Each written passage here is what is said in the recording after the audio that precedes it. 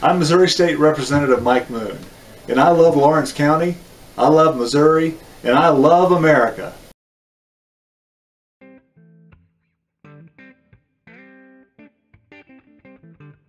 I want to summarize what we've done in the last couple of weeks. We've been voting on ethics bills. Now, of course, everyone wants ethical legislators and politicians. I do too.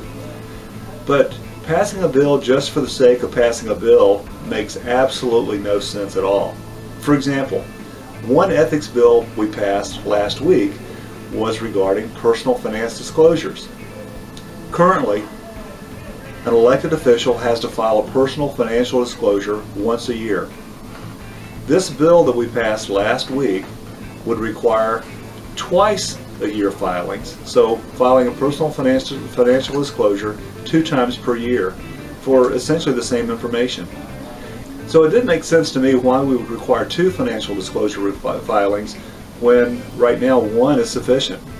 So I voted no on that piece of legislation. Another bill that we passed had to do with what was called a revolving door.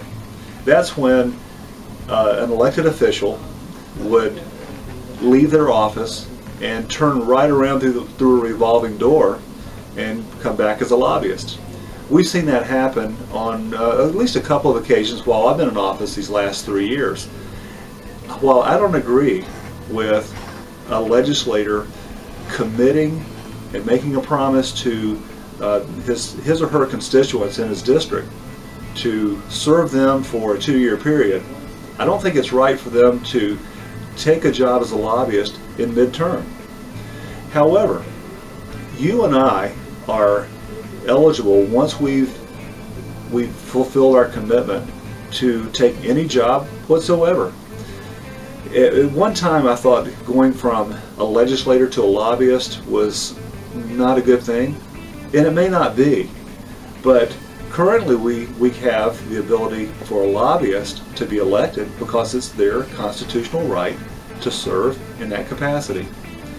So if someone wants to stop midstream and break their promise to their constituents, I think that should be prohibited.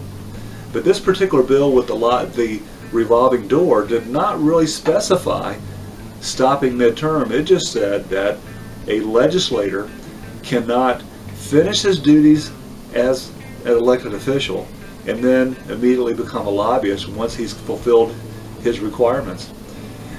So I voted no on that particular bill as well, because if I fulfill my obligation, my 2-year commitment as an elected official to Lawrence County, then I should have the freedom to take any job that I want. I don't really plan on becoming a lobbyist, but I think if someone does, if they've completed their time and fulfilled their obligation, they should have that freedom to do so. Another ethics bill we voted on had to do with private enterprise. If I'm a screen printer, for example, or I build websites, or I make hats and t-shirts, should I not be able to, outside of my legislative duties, be able to perform that function so that I can provide for my family and myself? I think so. But with this particular bill, it would disallow me as a private citizen, outside my legislative duties, or someone who worked for me in my office, from doing their business, making websites or providing literature for campaigns, making signs, or whatever it might be. It would prohibit them from working in that capacity. And I think that's an infringement on their individual rights and liberties. So I voted no on that bill as well.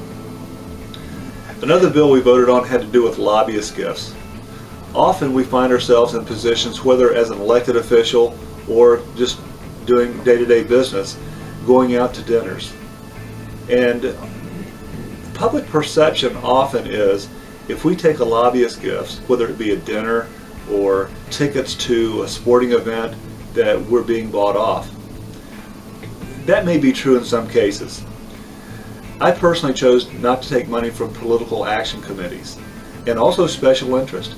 For example, I've received thousands of dollars from the Cattlemen's Association. I've received money from utilities and other groups. In each and every one of those situations, I've thanked them for the offer of money, better return the check. When you think of lobbyist gifts, what we're talking about with this particular bill is meals, small trinkets that they drop by the office, things like that. And I don't believe that those in and of themselves will influence a legislator to the point that they will cast a vote in favor of or in opposition of a particular issue. Many people are clamoring for ethics reform, and certainly we do need to have some changes in the way things are done, perhaps even here at the Capitol. But the 5 bills that have been put before the House and voted on, I voted against all 5 because I thought some were unnecessary, some didn't go far enough, and just to pass a bill for the sake of passing a bill is not what I was elected to do.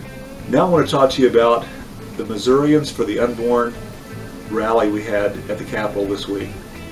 We had a great turnout yesterday in the rotunda on the first floor.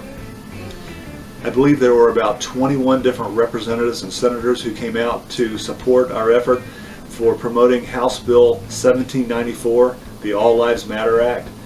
And I believe that we are on our way to getting this bill referred to committee, have a hearing scheduled, and then ultimately to the House floor. If you believe as I do that God creates life, and the General Assembly pointed out clearly that in 1988 life begins at conception, that each child and natural born parents have a protectable interest in the life and health of that child, and even the Journal on Human Reproductive Health Sciences states that life begins at conception, and at that very moment when the sperm permeates the ovum and fertilization occurs, a DNA, a separate DNA, separate from the mother and the father, uniquely on its own, is created. At that point in time, the hair color, the eye color, the skin color, the gender of that human being is established, and it won't be changed. And so if science supports what we already knew that God had created, now is the time to challenge the Supreme Court ruling of 1973 in Roe v. Wade that simply is an opinion of the court. 7 justices decided that it was okay to kill a human being.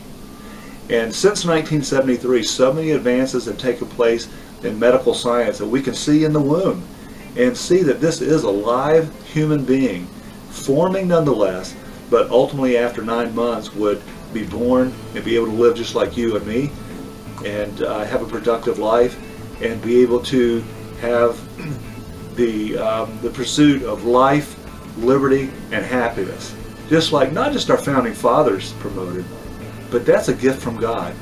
And I believe that we need to promote 1794 House Bill and move this along, and I hope you'll support it too. So would you mind to give me a call, write me a note, our email address and phone numbers at the bottom of the screen, and follow us on Facebook and Twitter, and let us know that you support what we're doing here at the Capitol.